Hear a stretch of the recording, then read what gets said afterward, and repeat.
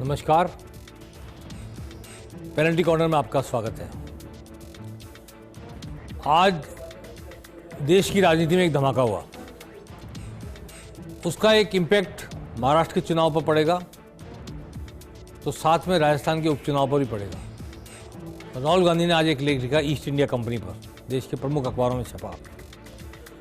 इसमें उन्होंने उल्लेख किया किस तरह ईस्ट इंडिया कंपनी ने भारत पर राज किया, राजा महाराजाओं को डराया, घूस दी राजा महाराजाओं को, और अपनी एकाधिकारवादी सोच के तहत व्यवसाय को फैलाकर राजा महाराजाओं को ओवरशैडो करके कैसे भारत को गुलाम बनाया, कैसे भारत पर राज किया, इसकी जानकारी राहुल गांधी ने दी। और उन्होंने कहा कि आज भी माहौल ऐसा हो रहा है, एकाधिकारवादी कंपनियां लोगों में भय पैदा कर रही हैं और वातावरण बिगड़ रहा है। राहुल गांधी का ये लेख का छपना क्या हुआ, भाजपा ने उठा लिया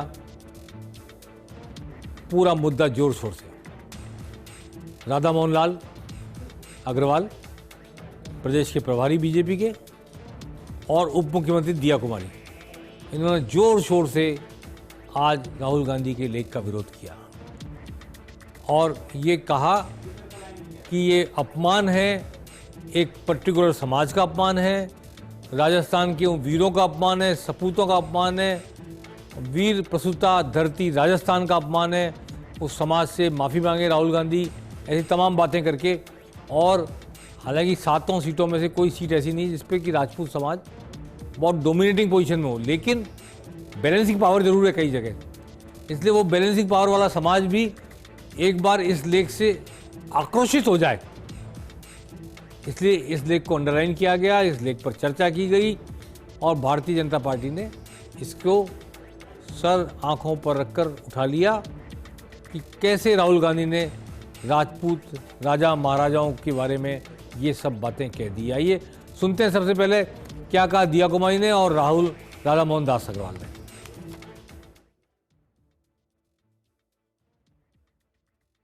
जो राहुल गांधी के लेख में उन्होंने कहा है, मैं उसकी घोर निंदा करती हूँ। उन्होंने जिस तरह से राज परिवारों को जिस तरह से कहा है कि इन्होंने रिश्वत ली और बहुत ही उल्टा सीधा कहा है, उनको क्या है कि हिस्ट्री की जानकारी नहीं लगती। और जिस तरह से उनको जानकारी लेनी चाहिए, वो एक पार्लियामेंटेरियन है। इस तरह की बात कहने से पहले उनको पूरे तथ्यों की जानकारी लेनी चाहिए थी, जो उन्होंने नहीं ली। जो राज परिवार है उनके कंट्रीब्यूशन सब जानते हैं। पूर्व राज परिवारों ने जब भारत का एकीकरण हुआ उस समय भी बहुत बड़ा योगदान था। सबसे पहले सारे जो हमारे पूर्व राज परिवार हैं वो आगे बढ़कर उन्होंने, जब सरदार वल्लभ भाई पटेल जब उनके आग्रह पे, उनके आह्वान पर जब भारत का एकीकरण हुआ, सबसे पहले जितने भी हमारे राज परिवार हैं वो आगे बढ़कर उन्होंने कहा हम सब साथ मिलकर एक नया भारत बनाते। ये सारी बातें मुझे लगता है राहुल गांधी को या तो जानकारी नहीं है या वो जानबूझकर छवि धूमिल करना चाहते हैं, राज परिवारों की, समाज को बांटना चाहते हैं, जो कि हमेशा उनकी आदत रही है। वो और उनकी पार्टी हमेशा ही समाजों को बांटना, जातियों को बांटना यही करते आए हैं और उसी का उदाहरण ये भी है। तो मैं घोर निंदा करती हूँ और उनसे कहना चाहूँगी कि वो पहले हिस्ट्री की नॉलेज जाने, पहले तथ्यों के बारे में वो जानकारी ले, उसके बाद इस तरह की ओछी टिप्पणी करे। इस देश के राजपूत समाज ने इस देश के राजाओं महाराजाओं अंग्रेजों की दलाली की, अंग्रेजों की गुलामी की, अंग्रेजों से पैसा लेकर, ईस्ट इंडिया कंपनी से पैसा लेकर के या उनके 10 ईस्ट इंडिया कंपनी का सहयोग किया। इससे घटिया,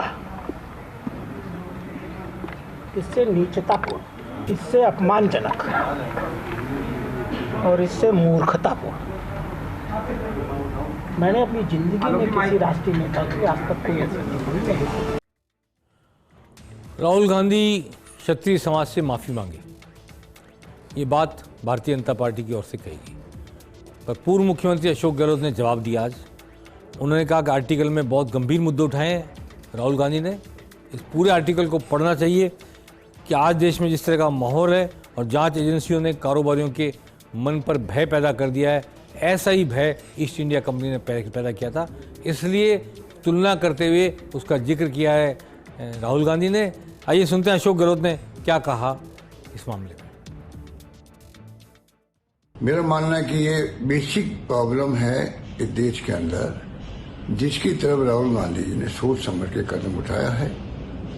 जो आर्टिकल लिखा है उसको मैं समझता हूँ कि अधिक से अधिक युवाओं को पढ़ना चाहिए, जिससे कि बेसिक जो प्रिंसिपल है इन्वेस्ट करने के, उसकी तरफ ध्यान जाए लोगों का। एक माहौल बने देश के अंदर कि पूरे देश के अंदर किस दिशा में हमें जाना है, किस दिशा में सरकार पर दबाव बनाए रखें, चाहे राज्य की हो चाहे केंद्र की हो, जिससे कि लोग पूरी तरह स्वतंत्र होकर के, बिना किसी भय के, बिना किसी पक्षपात के, तमाम नियम एक से बने सबके लिए, इधर जाने की जरूरत नहीं पड़ेगी फिर किसी के पास में। जब नियम एक होंगे, स्वच्छताओं का पूरा प्रोटेक्शन होगा, तो मैं समझता हूँ कि और ज्यादा इन्वेस्टमेंट आने की संभावना मैं कह रहा हूँ कि बढ़ेगी और ये देश हित के अंदर होगा।